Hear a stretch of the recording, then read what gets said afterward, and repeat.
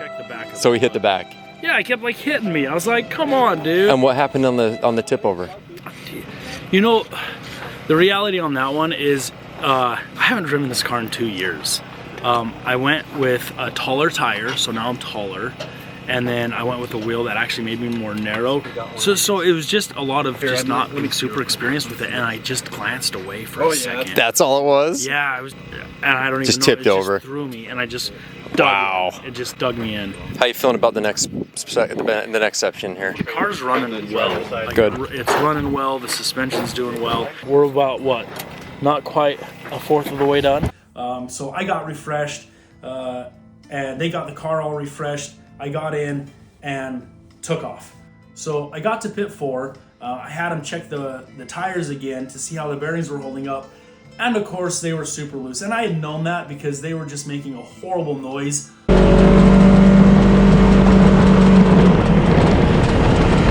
Got back to the Canadians. We did I'm gonna shut the car off for the fueling. We did a shift. We had a Jiminy Christmas. Holy if I can't think. Jesus, dude, rattled. It's not even that late at night. What is it? Like, it's midnight. You're rattled. It's intense. I'm just getting like this rattling, kind of like a scraping, rattling noise. No rocks. But then my front end, my front bearings were like super loose. Oh yeah, they feel. Are you getting out of the car, David? I don't think so. I think I'm gonna just, honestly, I think I'm just going to sit here and close my eyes. Okay. Is everything feeling pretty solid?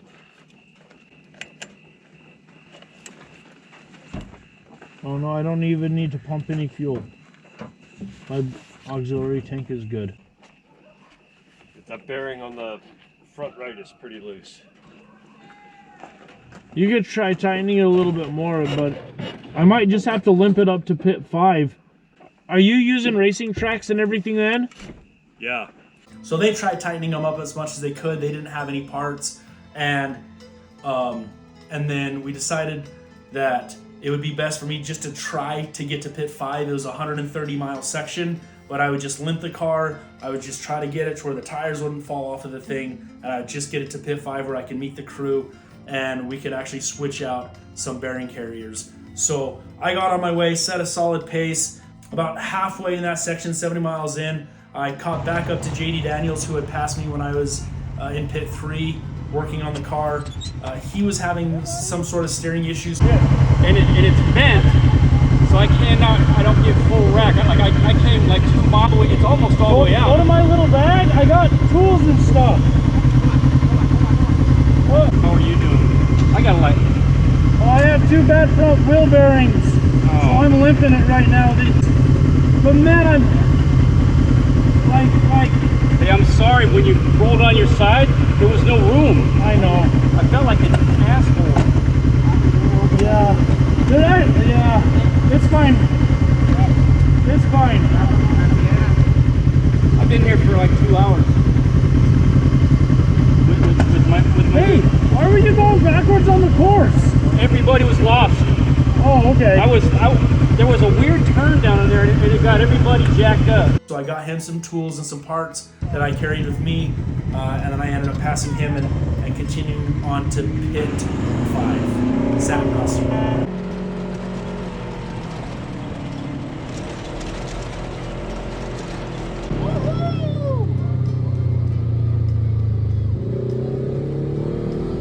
I got to pit 5, my team's not there. I pull up my Racing Tracks tracker, I get the messages coming in saying that they were stopped in the canyon. There was a big semi-truck that rolled over, 2 of them I think, and they were stuck. So they told me to just hang tight and try to get some sleep.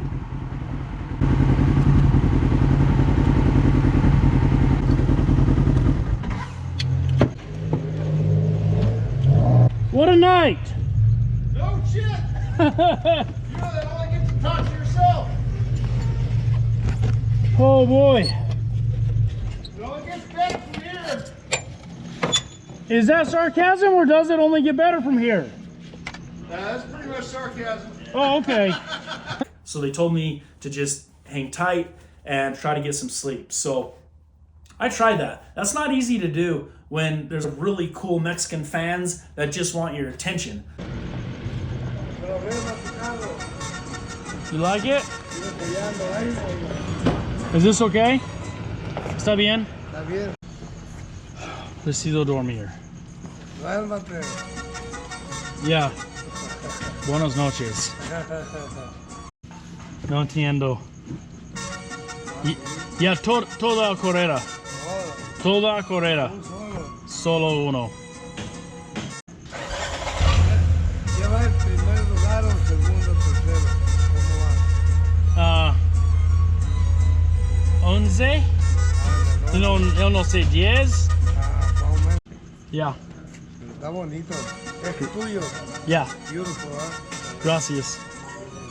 I mean, they were even asking if I had t-shirts. No te camiseta. No, T-shirt, nada. no, so No pude, nadie me regaló. just the stickers. Nadie. De modo.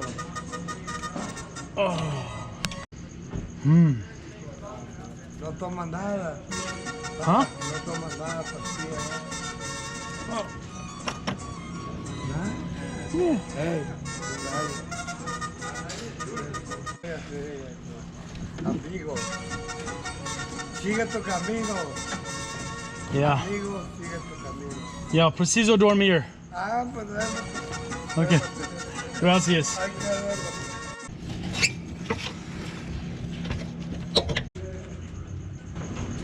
Aquí está. Señores, sigue también I tried to get underneath the car, and they were still trying to talk to me underneath the car. So I ended up going around to the back of the building that was right next to the PMEX right there in San Ignacio, just to close my eyes and try to get away from everyone. I was lying there, and then I got a call from my wife. They had gotten there. She was like, "Where are you?" I was like, "Come find me behind the building." So she came, and while everyone was working on the car, she just kind of laid down with me, and we just talked. It was just kind of like a really sweet time with her lying there on the concrete and just talking about how things were going. The team ultimately, they got the car all ready to go, and they were like, "Okay, we'll meet you at pit 6." And I'm looking at these guys, and I was kind of blowing bubbles, but they were definitely blowing bubbles also. They had put in a hard run trying to get to me and had done it all night. The sun was about to come up. And so I was like, "Listen guys, there's a PMAX at pit 6. They're in Vizcaíno. I'm gonna pull in, I'm gonna fuel myself. I want you guys to stay here and sleep." Still probably make it out. We don't want you to do that. Right, but That's silly. right. I'll be in contact. I'll be in contact. Where are you? Supposed to switch sides. Tina, So I'm gonna you want us to meet you? We were gonna meet you before pit just 8, though, right? you're If gonna we know can. where I am. You just meet me Yeah. wherever you want to meet me. Okay, we'll meet you before that gnarly section.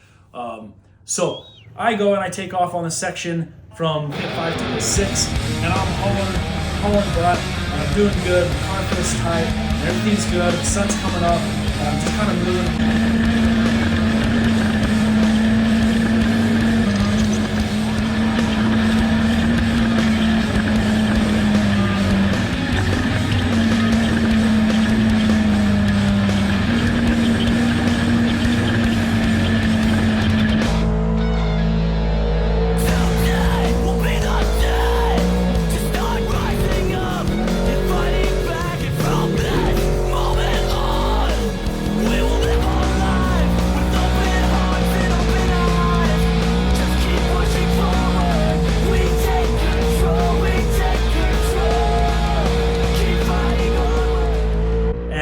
All of a sudden, I pass this Bunderson jack that's on the side of the road. And I was like, "That's a really nice jack, though. That's a trophy truck jack. Huh. Do I need that? No, not really. I'm not really a racer. But, well, Nate's a racer. Nate races UTVs all the time. Like, he would probably really like that." He was one of the guys that got burnt earlier, and he had just stepped up above and beyond working on this car and being the lead mechanic. And I was like, that'd be a really good present for me. Yeah, I'm gonna turn around. So finally I make the decision. I turn around, I go back, I jump out of the car, I get this jack. I'm trying to figure out if I can put it on the roof or in the back. Ultimately, I ended up just putting this thing on my lap, carrying it and driving. And I do another 60 miles until I got to pit 6, carrying this thing on my lap. I went over to the PMEX. I got fueled myself with the PMEX. And then I kept thinking about all that silt that I went through down in Laredo around race mile 300. And I was like, man, I hope that my air filter isn't clogged up, because I would start the car and it would run a little bit and then it would die. So I was like, maybe that's clogged. So I popped the bottom off my KWT air particle separator. I dump it. It's completely full of silt. So I was like, crap. I need to take out the seat. I need to do everything to get to the actual filter to see if the filter is okay too. I go and I drive over to a Brenthal pit, and those guys were awesome. They helped me hurry and take the seat out. I used all their tools so I didn't have to undo mine. Pulled the cover off. The filter was perfect. Like, that KWT particle separator was freaking amazing because there was no dirt in the filter at all. So go and I take the time, I put everything back, I give them the jack to make sure that they can get it to one of my crew later. I jump in and I take off to Bay of LA, which, by the way, I actually had no radio. I got in and my comms stopped. From race mile 1, I had no music, I had no audiobooks, I had no lead nav calling off corners and turns, which I had programmed in for like 3 days straight. It was like a really lonely, quiet, lot of time to think about stuff race. And then, of course, I'm constantly feeling like I had to conserve the car. I had tightened wheel bearings again at pit 6. They were loose again, which was blowing my mind. And then there in the middle of the road were 2 stuck boards. And then I drive right past. I was like, oh, those are brand new stuck boards. Those things are super nice. Like, should I stop and get those? I should just turn around. I could put them somewhere. I could probably like just carry them, put them on my roof. Those would be, I mean, it's only gonna take me a couple minutes, and those are a couple $100. Like, I should stop and get those stuck boards. Yeah, for sure. And I was like, it's too long now. I've been driving for too far. Yeah, dang it. Yeah, I just like kept going back and forth and going back and forth. And I have no music. I have no audio. I have nothing. So for the next 10 to 15 hours, all I'm doing is thinking about these stuck boards that I wish I would have just stopped and got. And if I ever see some more, I'm definitely going to stop and get them. And now I'm like looking out and I'm seeing different things that have fallen off of cars. And I'm contemplating, like, do I stop for that? Do I stop for this? Because I'm not racing anybody. I'm just trying to finish. But it was like just this whole mind game, which was just stupid and hilarious all at the same time. I made it to Bay of LA. Andrew and his buddies were there. But the guy that had all their gas cans had to leave early, and so they had no gas. So we went to the PMEX at Bay of LA, and they had 85 octane. So I was like, give me 4 gallons, and I'll try to get better stuff later. So I get 4 gallons. I don't know where my team is. There's no service. I pull up my Racing Tracks tracker. I get messages coming in saying that they are not going to make the next pit either. So I was like, son of a gun, this isn't good. So